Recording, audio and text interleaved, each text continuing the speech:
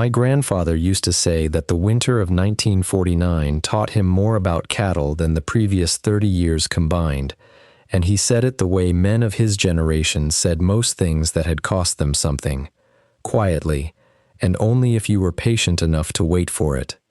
He was 22 that winter, working his father's herd on 110 acres in the northern plains, in a stretch of country where the temperature could drop 40 degrees between supper and sunrise, and the wind came down off the open ground with nothing to slow it for miles. There was no electricity out at the barn yet, no heat lamps, no heated waterers, none of the conveniences that would have made the whole business simpler a generation later. There was only what a man could build with his hands, what the land itself offered if you knew how to read it, and a herd of animals whose survival depended entirely on whether he'd learned those lessons well enough. I think about that winter often now, in a world where a barn without electricity would strike most people as a hardship nobody should have to endure. But the old farmers didn't see it as hardship so much as a puzzle they'd inherited from their own fathers, one with real answers, patiently discovered across generations of watching what worked and what didn't, usually at the cost of an animal or two before the lesson finally stuck. The first thing my grandfather taught me, walking me out to that same property decades later, wasn't about cattle at all. It was about wind. You can survive a cold that doesn't move, he told me, standing at the edge of a tree line his own grandfather had planted before he was born. It's the wind that kills them. Cold alone, a cow can stand. Cold with wind cutting through a wet hide, that's what takes them down in a single night. That single insight shaped nearly everything the old-timers did. Windbreaks weren't decoration or property lines. They were survival infrastructure, planted decades in advance by men who understood they might never see the trees reach full height themselves, and who planted them anyway because their children and grandchildren would need the shelter those rows eventually provided. Dense plantings of pine, cedar, or whatever hardy species suited the region were positioned specifically to block the prevailing winter wind, creating a calm pocket downwind where cattle could huddle out of the worst of it even when the open pasture beyond was a genuine deep freeze. My grandfather's own grandfather had planted the row we stood beside that day, 3 decades before my grandfather was even born, understanding a timeline of care that feels almost unimaginable now, in an age that wants results by the following season. Where natural windbreaks didn't exist, farmers built what they called snow fences, simple wooden slat fences, spaced and angled deliberately to catch drifting snow on the windward side rather than letting it pile up where the cattle actually needed to walk and graze. Done well, a snow fence didn't just block wind.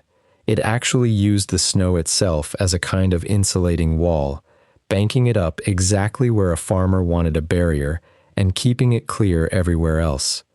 There was a particular satisfaction, my grandfather told me, in watching a well-placed snow fence do exactly what you'd built it to do after the season's first real storm, proof that you'd read the wind correctly months before it arrived.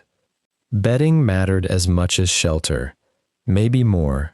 A cow standing on frozen, packed earth all night loses body heat straight down into the ground, no matter how well she's otherwise sheltered from wind. The old farmers understood this instinctively, long before anyone could have explained the physics of it in scientific terms, and they bedded their animals deep, thick layers of straw, several times deeper than a modern operation might bother with, refreshed constantly through the worst stretches of the season. That straw did double duty.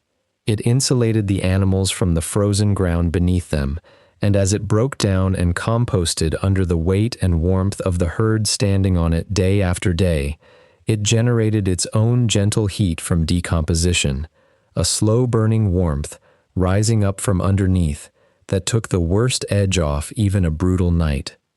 And then there was the herd itself, which the old-timers understood as its own kind of heating system, long before anyone would have used that phrase. Cattle are herd animals for more reasons than simple instinct. A group of cows standing close together in a sheltered corner generates and shares a meaningful amount of collective body heat, each animal warming the ones pressed against it, the whole huddled mass staying measurably warmer than any single animal standing alone in the same shelter would manage on its own. My grandfather's father used to actually count his herd on the coldest nights, not for their safety in the usual sense, but specifically to make sure no single animal had drifted off from the group and gotten isolated in a corner of the pasture where it would be facing the cold entirely alone. Feed changed with the season too, in ways that had nothing to do with simply giving the animals more to eat and everything to do with understanding how a cow's own body generates heat. Digesting hay, particularly the coarser, higher fiber hay put up specifically for winter feeding, produces a substantial amount of metabolic heat as a byproduct of the digestive process itself. Cattle are, in a very real sense, burning hay to stay warm from the inside. A furnace built into the animal that a good farmer learned to stoke deliberately before the hardest cold arrived, rather than waiting until an animal was already suffering to increase her ration. Water, in a world before heated tank de-icers, was its own daily labor and its own daily worry. My grandfather spent a good portion of every winter morning of his young life breaking ice on stock tanks with an axe, sometimes more than once a day during the coldest stretches, because a cow that couldn't drink would eat less, generate less internal heat, and decline faster than the cold itself would ever manage on its own. It was unglamorous, repetitive work, the kind that never made it into anyone's romantic account of old-time farming, and it was every bit as essential as the windbreaks and the straw and the careful feeding. What strikes me most, thinking back on everything my grandfather taught me about that winter, and the many winters that followed it, is how little of it depended on any single dramatic solution. There was no one trick that kept a herd alive through a hard plains winter without heaters. It was a whole quiet system of small, patient decisions, made by men and women who understood their animals well enough to read trouble coming before it arrived, and who trusted work their own grandparents had started, sometimes literally in the form of trees planted decades earlier, to still be paying off long after the person who started it was gone. My grandfather passed in the winter, fittingly enough, in a bed inside a house not far from that same tree line, and one of the last things he told me, in the quiet way he'd always told the things that mattered most to him, was that he never once considered those old methods primitive, even after the whole county had long since moved on to electric heaters and heated waterers and every modern convenience a person could want.